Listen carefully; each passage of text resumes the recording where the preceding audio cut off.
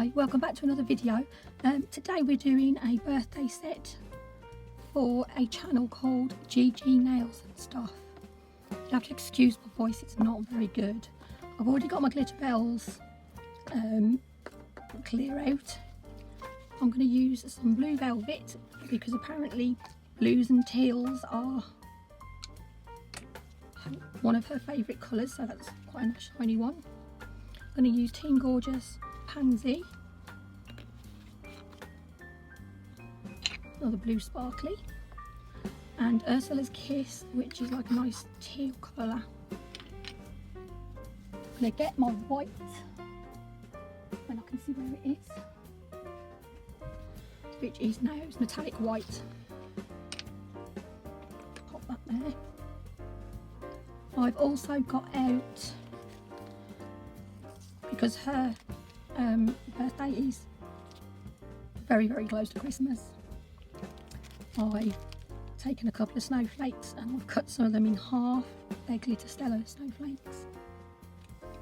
And I've also got a glitter mix called Narnia, which is blue and silver.